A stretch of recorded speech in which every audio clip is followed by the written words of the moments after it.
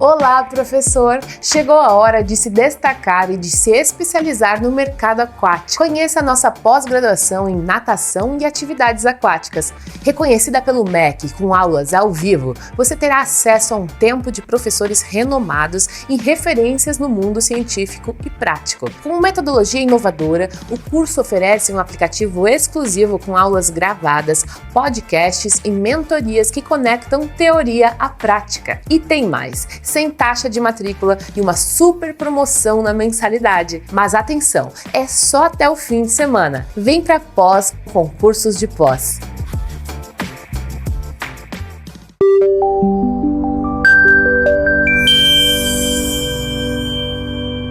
Sejam muito bem-vindos a mais um Papo com Docente. Eu sou o professor Carlos Erdi.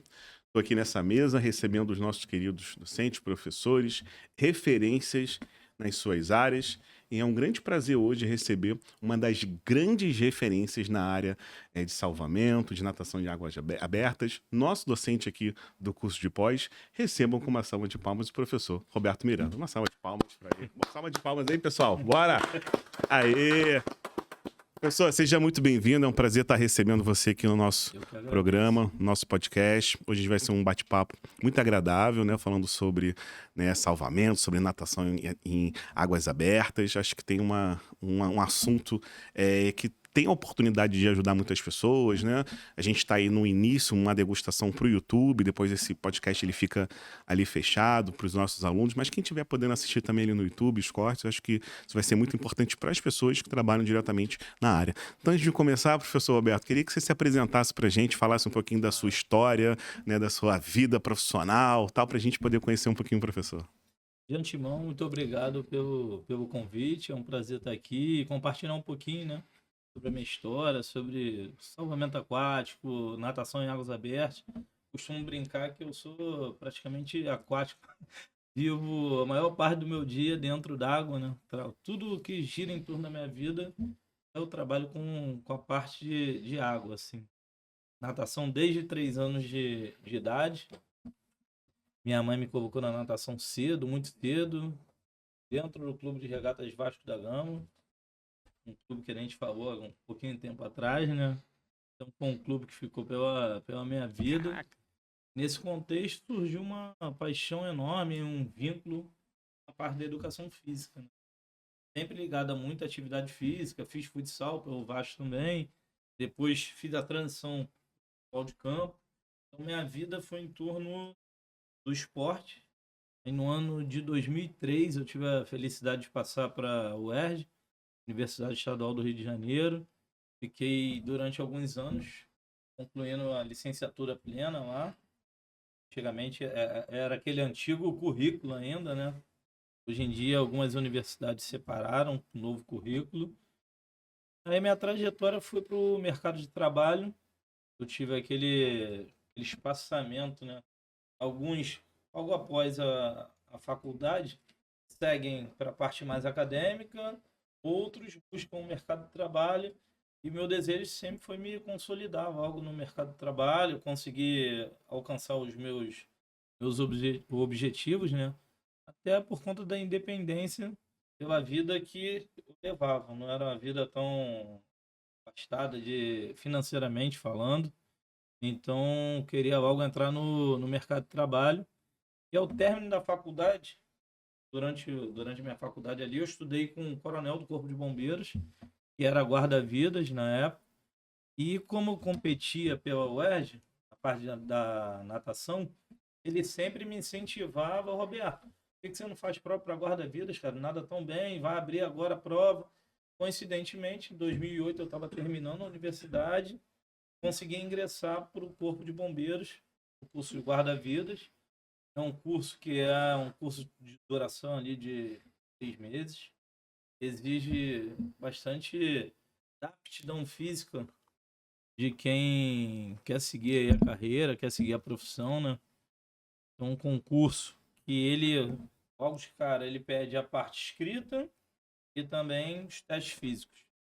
São inúmeros testes físicos para entrar, conseguir ingressar. Cursei durante 6 meses, fui parar ali no quartel de Copacabana. Ao término do curso, você escolhe para onde E aí? Eu escolhi o quartel de Copacabana, que eu me identificava mais, né? 2009, olhando ali pra praia de Copacabana, não sei se você sabe onde fica o Uhum.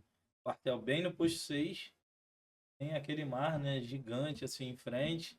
E aí começa ali as pessoas implementarem assessorias de natação, de triatlon, surge uma, surge outra. E aí eu comecei a enxergar ali um novo mercado de trabalho com tudo que eu gostava, né? Recebi um convite para trabalhar com a natação em águas abertas em 2009, a equipe do Luiz Lima, que na época era pentacampeão da Travessia dos Fortes. Fiquei trabalhando com o Luiz ali até 2017, depois abri minha própria assessoria. Então, uma coisa foi me levando a outra, né? Entrei na educação física, conheci um amigo do Corpo de Bombeiros que me levou ao Corpo de Bombeiros, até a vontade de estudar e passar no concurso. Cheguei no Corpo de Bombeiros, voltei para a atividade física ali, para a educação física, um novo mercado que é a natação em águas abertas. Então, consegui aliar tudo que eu gostava, né? Voltando para a parte acadêmica, esse meio tempo fui me especializando, fiz uma pós-graduação em natação e esportes aquáticos na Universidade de São Paulo, na USP. Fiz o meu mestrado acadêmico na área de pessoa com deficiência. Então, algo que não tinha muito sentido. Todo mundo, pô, Roberto, você trabalha com natação, mas eu comecei a receber muitas pessoas com deficiência. Eu precisava me especializar para atender aquele público, né? Como receber aquelas pessoas, como prescrever para aqueles indivíduos com características bem específicas, né? Então fui me especializar por conta disso, terminei meu mestrado e atualmente estou no doutorado na UFRJ, estudando a parte de natação em águas abertas novamente.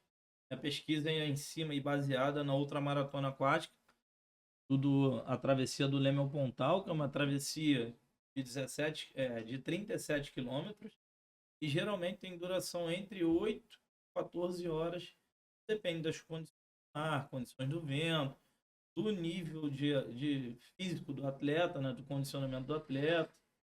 Então, acho que a minha vida permeia por muitas faces, né? Não, e é incrível que você já traz pra gente a sua teoria, né, a sua tese, baseada numa prática, numa realidade bem específica, né, que é ali são para os atletas. Acredito que esse tipo de trajeto só atleta consegue realizar, né? E aí, no dia a dia, você tem muitas histórias desse ambiente. Por exemplo, eu tô a fim de começar a iniciar a natação em águas abertas. Eu já sei que eu não posso, né? Isso não é uma coisa para iniciante chegar e fazer um percurso desse, mas provavelmente tem ali uma iniciação, uma transição. Como é que funciona na prática para aquela pessoa que de repente vai estar assistindo a gente e falar assim, poxa, eu queria iniciar ali a natação no mar, como é que eu faço? Qual é a orientação? Nada mais justo que ter aqui um especialista para poder orientar a gente nisso.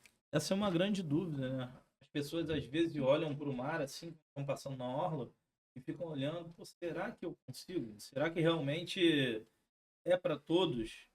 Eu acredito que a natação em águas abertas ela seja para todos. Então, quando eu pensei na equipe 15, né, que é a equipe a qual eu trabalho, a qual eu fundei, eu pensei nela, eu pensei numa natação em águas abertas que pudesse receber pessoas de diferentes características que não fossem somente atletas. Porque eu olhava assim para a orla, eu olhava as características de algumas assessorias, pô, essa aqui é para triatlon, pessoas que treinam há mais tempo, se dedicam um longo período de tempo. Essa aqui é característica de participar de competições, outra também participação em competições. E eu não queria aquilo, assim, eu sempre pensei no esporte, como é que eu poderia agregar as outras pessoas? Trazer pessoas, pô, idosos, pessoas com deficiência, criança. Eu queria receber todas as pessoas ali na minha assessoria. E existe uma maneira de fazer isso na natação em águas abertas, sempre pensando e levando em conta a segurança, né? Porque quando você pensa num ambiente não controlado, diferente das características da piscina. Você chega na piscina, sabe que vai encontrar ali a piscina naquela mesma temperatura, com 8 raios, profundidade é X. Você já sabe o que vai encontrar. A natação em águas abertas, todos os dias são diferentes. Todos os dias, quando eu chego na praia de Copacabana, tá diferente. A temperatura vai estar diferente, a ondulação vai estar diferente, o vento vai estar diferente, a velocidade do vento vai estar diferente. E como fazer isso em segurança? Então, o primeiro passo é conhecer o atleta, que a gente chama de amadores recreacionais, né? Os praticantes ali de natação em águas abertas, conhecer quais são os medos, seus receios, seus anseios, o que ele espera de você, o que ele espera dele mesmo, né? Para você começar a programar o seu trabalho. Geralmente, você vê, as pessoas pegam e querem colocar diretamente na... Ah, calma aí, existe uma pessoa por trás ali, existe um processo a ser cumprido. Então, o primeiro passo para mim é esse: conhecer o indivíduo, conhecer as características do indivíduo. Segundo passo, profissionais capacitados para lidar com esse indivíduo. O mercado, querendo ou não, que teve um boom, uma explosão em 2021 para 2022, pós-pandemia, pessoas descobriram o esporte outdoor, né?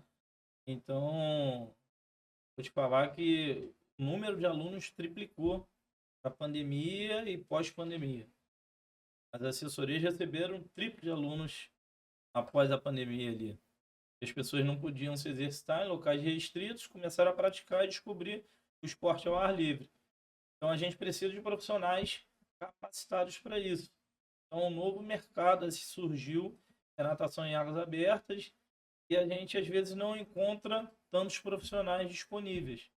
Porque esse profissional, para estar capacitado e receber esses alunos e dar aula em segurança, necessita de uma série de requisitos que eles vão adquirindo ali no dia a dia. Saber analisar uma previsão do tempo, saber analisar a previsão do mar, ele mesmo ter a confiança e independência, ele conseguir entrar no mar e sair do mar em segurança, conhecer as características ali do ambiente, da própria praia, conseguir andar num stand-up paddle, e andar num caiaque, e isso demanda um tempo. Tanto que os professores, quando chegam para a gente dá uma capacitação, um treinamento ali de 2 meses. Ele fica 1 a 2 meses recebendo, mas se capacitando para poder atender essas pessoas. Então, esse é o segundo passo. Professor capacitado, primeiro receber os alunos, professor capacitado. Terceiro, ambiente mais seguro que eu possa adequar a aula para essas pessoas ali. Então, se o cara é iniciante, o indivíduo é um iniciante, tem que trazer um pouco mais para a beira, onde está dando pé, onde tem mais segurança para lidar com ele. Talvez coloque alguns objetos ali flutuantes, para que ele comece a ter uma autonomia maior. Então existe todo um sistema de segurança por trás disso, de preparação dos profissionais que ali estão. Você trabalha hoje na praia mais famosa do mundo, né? O Brasil é certo, mas é uma das praias mais famosas do mundo. E existe nessa praia hoje, ali o quê? Como se fosse um quiosque, um setor de assessoria estruturado por profissionais de educação física oferecendo esse tipo de serviço? É assim que funciona? Ou não? Eu não posso ter esse tipo de setor na praia, isso a prefeitura não permite. Então, se a pessoa está ali, ela fala, eu quero iniciar a natação em águas abertas, eu encontro esse serviço ou não? Somente entrando em contato com o professor sozinho lá, individual? Como é que funciona na prática? Inicialmente, voltando lá em 2009, eram 4 assessorias, né? Hoje, posto 6 de Copacabana, posto 5, nós temos 20 assessorias, diferentes assessorias, oferecendo diferentes serviços. Dentre canoa havaiana, stand-up paddle no nascer do sol, natação em águas abertas, triatlon, treinamento funcional, dança, tudo dentro daquela faixa de areia. Então, se eu quiser, eu quero praticar dança, você vai ter uma assessoria específica para isso. Quero praticar natação em águas abertas. Existem várias assessorias específicas para isso. E como se deu esse crescimento, essa entrada? existe uma ordem ali cronológica, né? Então, uma ordem de ocupação da praia, os primeiros foram chegando, foram ficando mais próximos do posto 6, que é uma área mais protegida, assim, digamos assim, privilegiada na forma de você entrar, de nadar, não entra tanta ondulação, e as assessorias que foram chegando depois foram ocupando os espaços mais distantes do posto 6, sentido posto 5. Então, existe uma ordem na prefeitura para você conseguir o alvará. O Herdi hoje em dia quer começar a natação em águas abertas na praia de Copacabana. Você vai entrar depois da última assessoria que entrou. Então, quanto mais para lá, fica um trabalho assim, você tem que se planejar muito mais com relação à segurança, porque já é uma praia mais... É a mesma praia de Copacabana, mas um pouco mais aberta. O posto 6 tem por característica, tem uma barreira de corais que não deixa tanta ondulação entrar. Por isso que os atletas, os alunos, quem nada ali, fica um pouco mais protegido. Essa barreira de corais, ela segura ali até o posto 5,5. No 5 já começa a entrar uma ondulação um pouco maior. Ou seja, se eu estiver na praia de Copacabana, eu sei desse cenário, mas eu posso...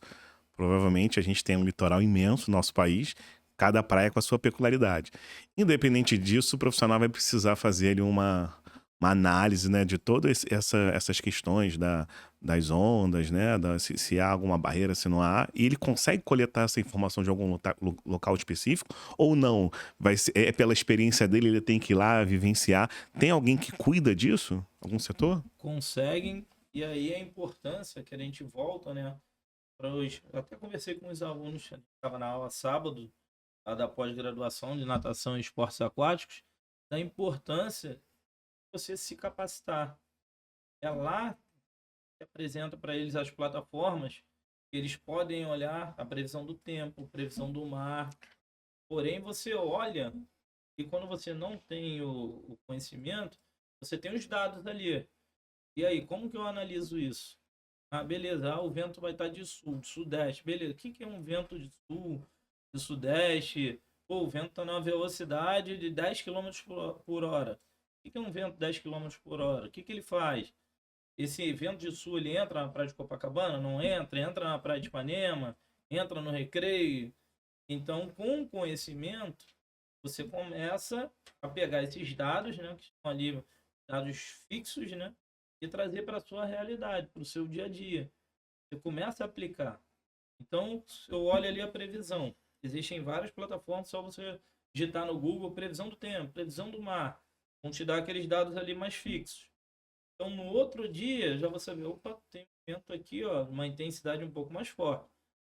Já tem que me preocupar com isso aqui. Aí tem pessoas que falam, Roberto, como que eu vou saber que é um vento de 20 km, 30 km por hora? No dia a dia, quando você estiver na praia, eu olhei aqui, 10 km por hora. Eu chego no outro dia, 10 km por hora é isso aqui. Então, no dia a dia, você vai pegando a parte teórica e vai trazendo para a sua realidade. Então, você vai se adequando àqueles números e os dados vão ficando mais palpáveis para você. Caraca, incrível. Então não é tão simples, hein? O processo é bem... Não é tão simples, não é tão simples. E sozinho também é bem difícil, né? Você gerenciar tudo isso, né? É importante ter uma equipe ali, pelo menos nessa assessoria, nessa empresa, ter ali profissionais que auxiliem nisso. Porque são muitas variáveis, né, Alberto? Muitas variáveis e a gente traz novamente da importância. Atualmente eu atuo como profissional de educação física e sou guarda-vidas do Corpo de Bombeiros. Então, conhecimentos que eu tive no Corpo de Bombeiros fazem um bem danado para o meu dia a dia e para o dia a dia de outros profissionais ali, porque existem outros profissionais também que são guarda-vidas e são profissionais de educação física que atuam ali na praia, dando aula de canoa havaiana, dando aula de natação em águas abertas, e a gente consegue fazer uma troca legal com outros profissionais que às vezes não ficam tanto tempo na praia, não tem tanto essa prática, não tem tanto essa experiência. Eles fazem uma troca legal com a gente com outros conhecimentos, a gente leva esses conhecimentos para eles ali no dia a dia. E o peso e a responsabilidade sobre a vida humana fica cada vez mais pesada, a preocupação é cada vez maior, assim, da parte de todas as equipes ali, das assessorias. Porque você está num ambiente aberto. Imagina, você está a 300 metros da orla, e alguma pessoa passa mal a 300 metros da orla, você só está com uma prancha, um stand-up paddle. E aí, o que eu faço se o indivíduo tiver uma parada cardiorrespiratória? Se o indivíduo tiver uma hipotermia? Se ele tiver uma hipertermia? São coisas que a gente fala também lá na nossa pós-graduação. A gente conversou bastante durante o final de semana. São conhecimentos importantíssimos que esses profissionais adquirem e se acontecer durante a aula deles, eles vão saber como lidar, o que fazer. Você entrou pro Corpo de Bombeiro. E explica pra gente como é que funciona esse processo. Você fez um concurso Uhum. e quando você entra, você tem as áreas, você escolhe ou não? Você só tem aquela. Você foi pra guarda-vida, mas você poderia ter escolhido uma outra área, mas quando é praia tem que ser essa área. Como é que funciona no geral? E se tiver, por exemplo, um profissional de educação física, né, ou qualquer pessoa que esteja assistindo a gente e que queira fazer um concurso para bombeiro, como é que funciona na prática ali? Como é que eu faria? Agora em 2025, tá abrindo um curso específico, grupamento de busca e salvamento. Então, o Corpo de Bombeiros ele tem áreas específicas.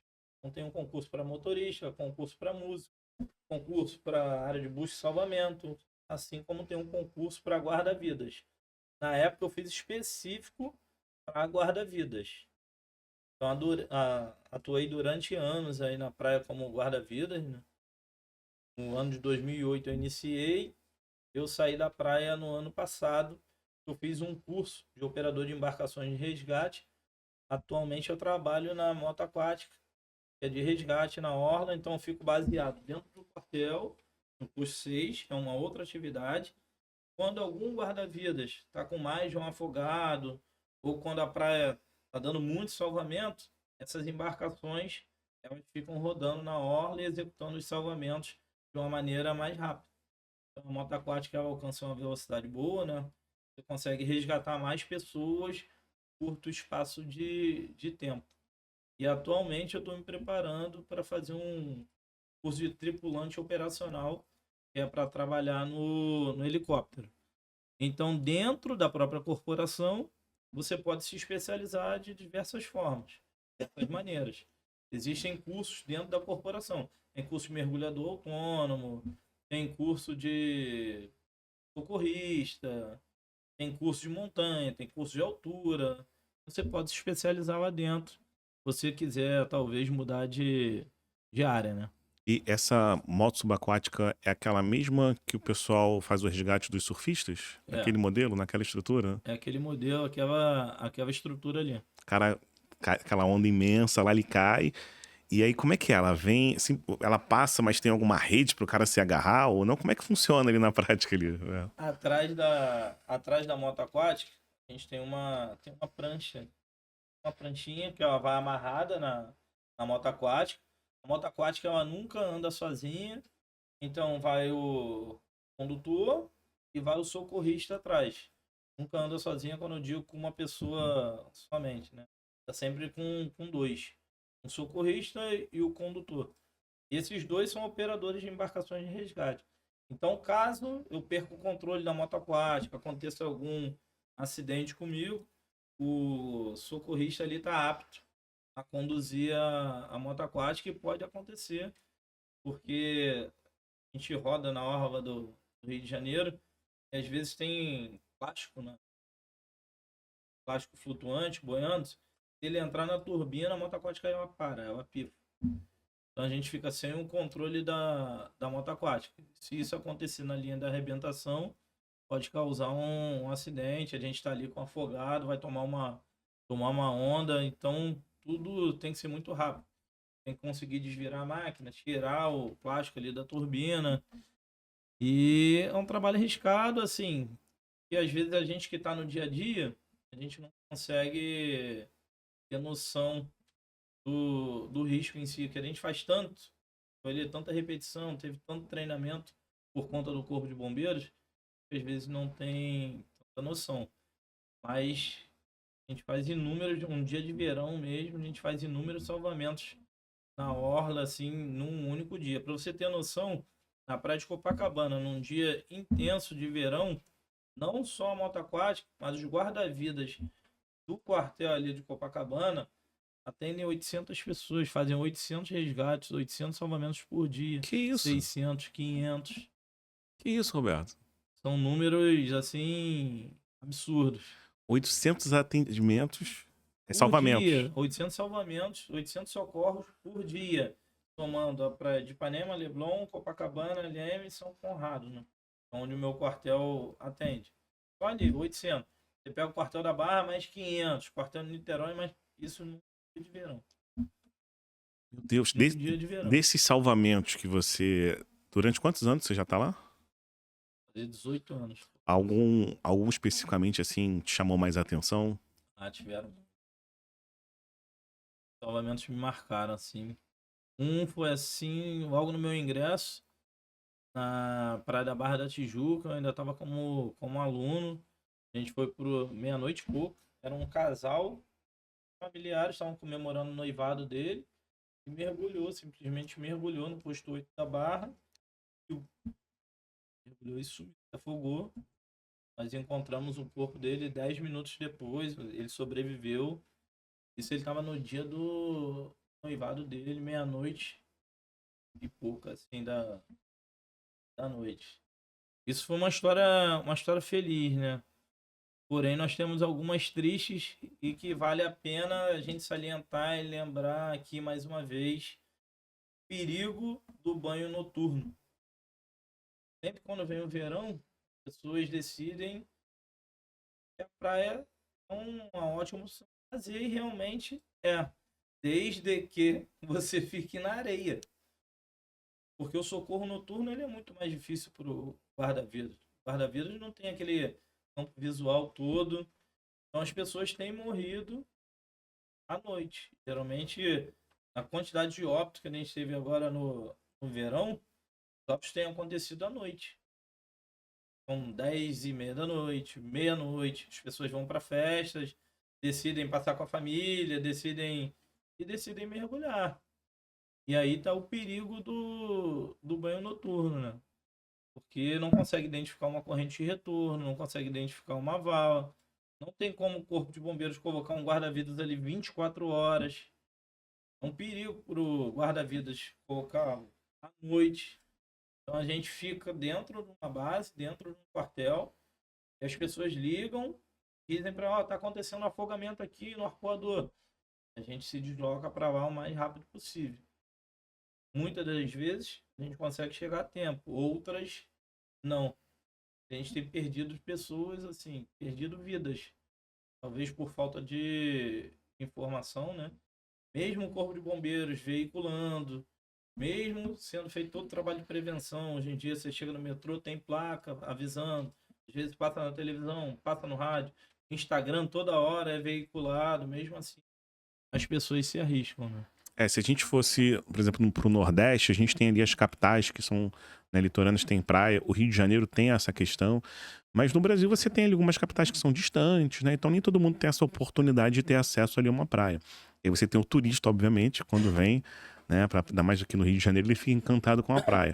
Mas se a gente fosse avaliar ali a questão de taxas, de mortalidade, existe a possibilidade de a gente definir praias mais perigosas do que as outras nessas regiões? Ou isso depende muito da maré, depende muito do período do ano? Tem essa relação ou não, Roberto? Além da variação do período do ano, né? No inverno fica muito mais perigoso.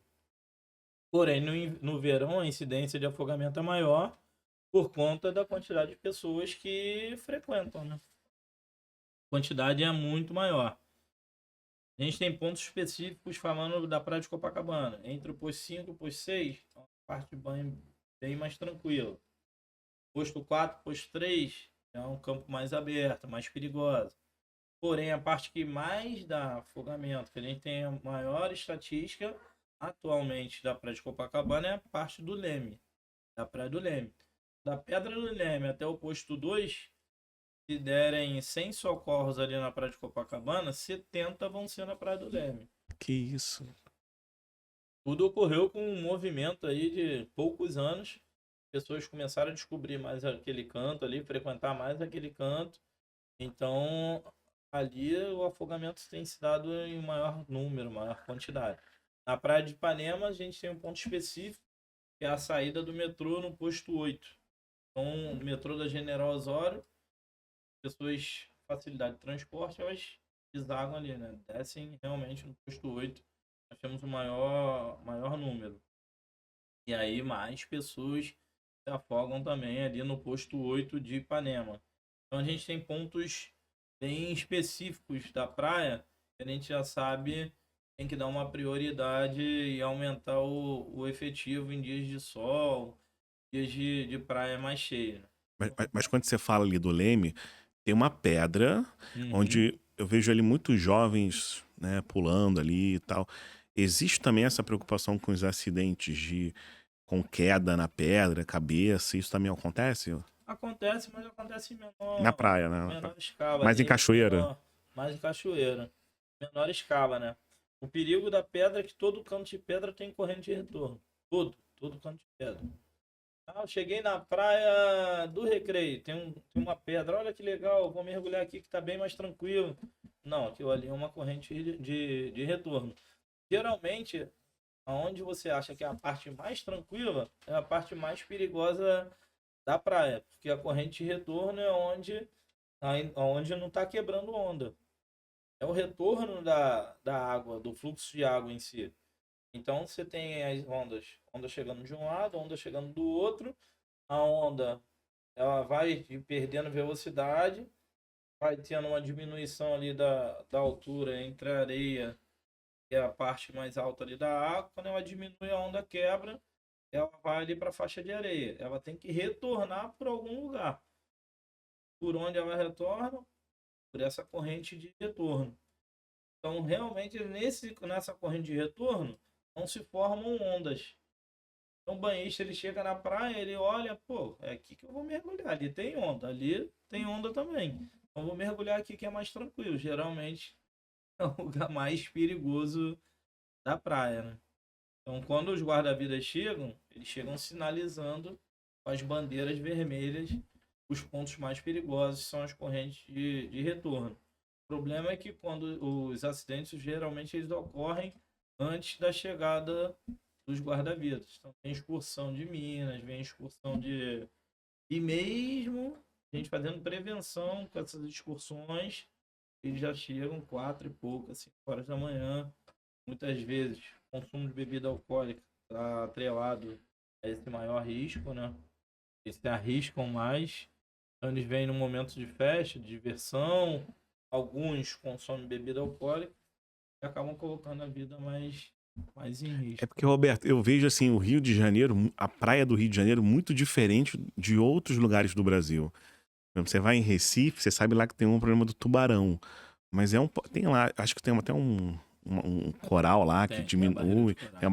É diferente, assim, a praia. Pô, São Paulo, eu tive recentemente lá em Ubatuba. Você vê, cara, é muito diferente, tá? Agora, o turista chega no Rio de Janeiro, ele vê, principalmente Copacabana, ele vê aquela areia imensa, né, fofinha, aquele sol tal, e aquele mar. Então, quando você fala desses dados de 600, 800 salvamentos, é uma coisa que a gente não tem ideia, não imagina. E aí, numa situação dessa, eu não sei, mas existe a possibilidade de ensinar uma técnica nesse tipo de situação, por exemplo, você falou dessa corrente que tem ali de retorno. Como é que vocês fazem? Eu sei que vocês não sabem nadar, obviamente, mas quando você se depara com um cenário desse, de caos, existe alguma técnica específica para que você salve a sua vida? Existe sim. E foi até legal tocar nessa parte, né? Que pensando nisso e pensando na educação infantil, eu em 2023 lancei em infantil, no juvenil, água salgada, atenção dobrada. E ele ensina justamente algumas coisas relacionadas a isso. Então, o primeiro ponto que a gente pega antes de chegar nesse ponto de você conseguir se salvar, o objetivo é que você nem chegue nesse limite aí, nesse limiar, né? Mas a prevenção é o maior elo que a gente tem. Quando a gente lembra a cadeia de sobrevivência do afogamento, A gente tem um elo gigantesco que é formado pela prevenção. Então, quem estiver assistindo agora esse podcast, e compartilhe com seus filhos, compartilhe com seus amigos. Primeira coisa que você tem que fazer ao chegar na praia é procurar um posto de guarda-vidas. É seguir orientações dos profissionais que estão ali. Então, às vezes as pessoas, como você falou, chega na praia de Copacabana, praia de Ipanema, que é a areia, pô, branquinha, né? Aquele mar azul, tudo é convidativo, tem música, tem... O Rio de Janeiro, ele é muito bonito em si. E as pessoas, elas ficam extasiadas, empolgadas, não tem muitas vezes oportunidade de estar naquele ambiente.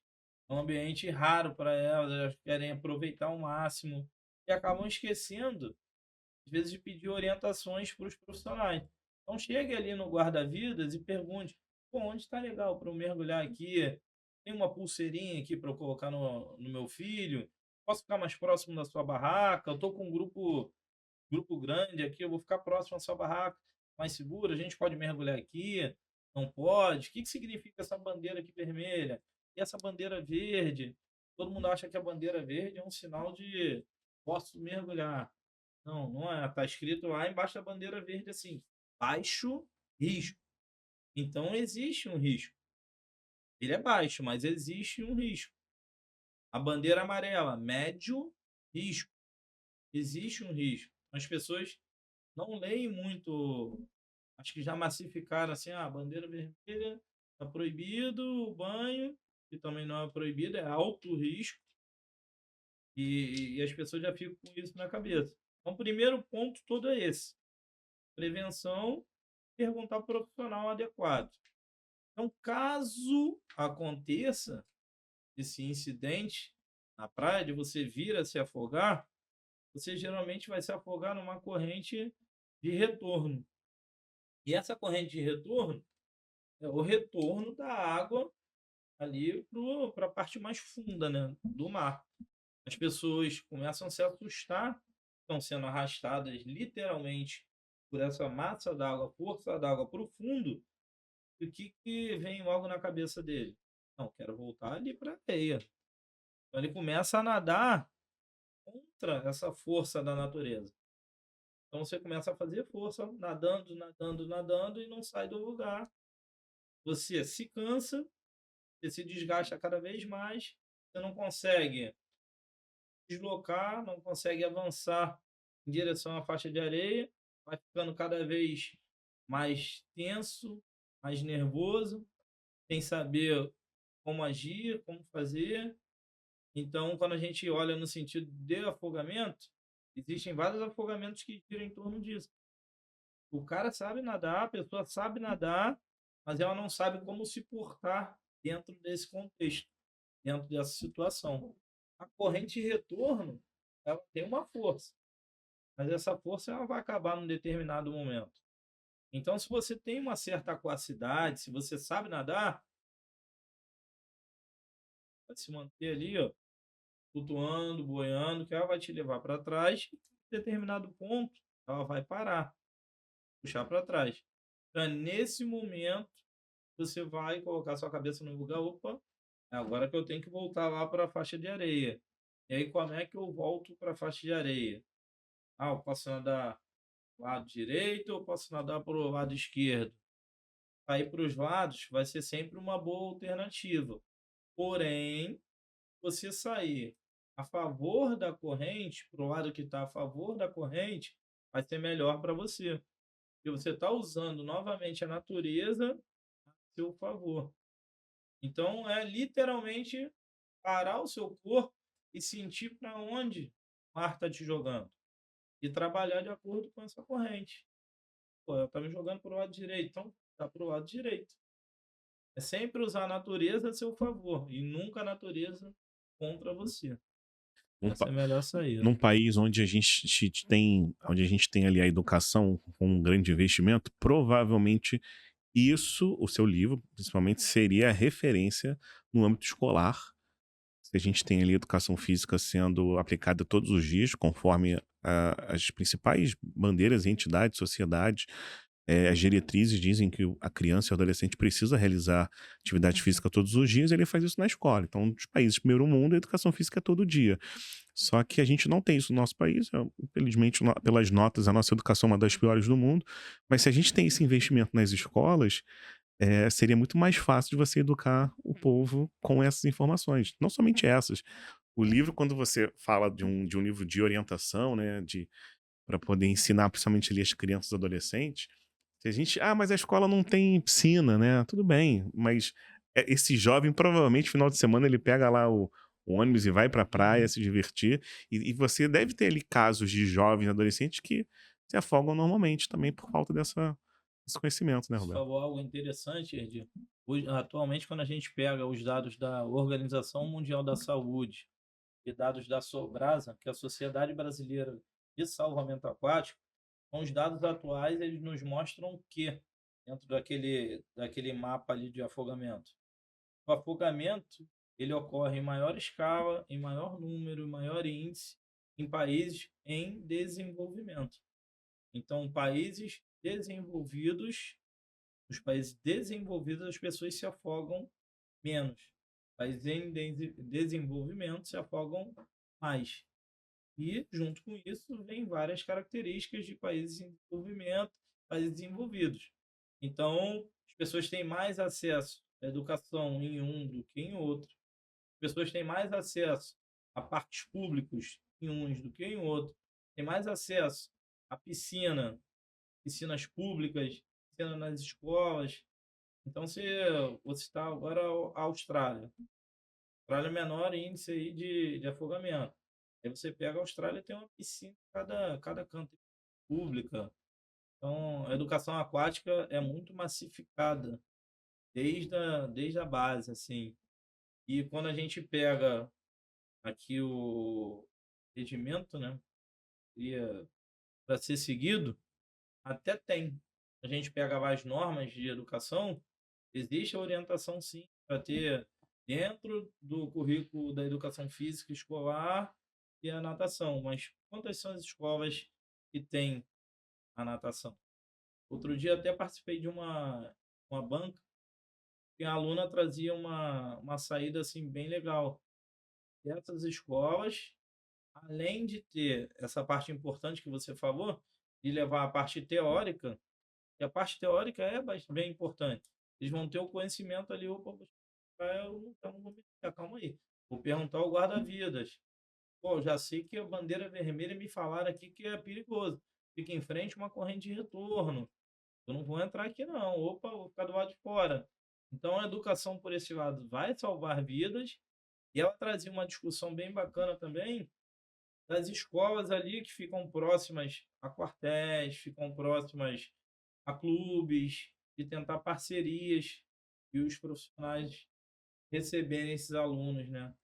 Então, ela deu o exemplo da cidade dela, de Minas, que tem o Corpo de Bombeiros do lado e a Polícia Militar, e ambos têm piscinas e disponibilizam lá para as crianças das escolas estaduais e municipais para nadarem lá na piscina deles. Então, foi uma saída que ela encontrou, uma parceria bem bacana que fique de exemplo aí para outras instituições. Muito bom. A gente já vai falar de salvamento ali na área da piscina, né? Perguntar também sobre as questões do rio, né? De cachoeira, se muda alguma coisa. O pessoal que está assistindo a gente está com esse período agora no YouTube, né? Onde a gente coloca ali uma degustação para que você possa assistir um pouquinho do nosso podcast. Agora ele fica fechado e fica exclusivo, né, para os nossos alunos aqui do curso de pós. Se você quiser conhecer um pouquinho dos nossos cursos, entra no nosso site www.cursosdepós.com.br, que lá tem relação dos cursos para você, tá bom? Então agora a gente vai começar aqui um papo um pouco mais específico dentro de algumas disciplinas, um pouco mais técnico, e obrigado por ter ficado até agora. Quer cursar uma pós em Psicologia do Esporte e do Exercício com o melhor corpo docente e a melhor estrutura do ensino digital? chegou o seu momento! Reconhecida pelo MEC com aulas ao vivo e gravadas, nossa pós conta com um corpo docente renomado no mundo esportivo, trazendo uma metodologia inovadora que une teoria e prática para um aprendizado completo. Tudo na palma da sua mão. Acesse as aulas pelo nosso aplicativo exclusivo estilo Netflix. Baixe os conteúdos e estude no seu ritmo. Além disso, aproveite podcasts, mentorias e materiais exclusivos para aprofundar ainda mais seu conhecimento. E tem mais! Matrícula grátis para quem fechar hoje e seu kit acadêmico entregue no conforto da sua casa. Invista no seu futuro com o melhor curso do país. Vem pra pós com Cursos de Pós.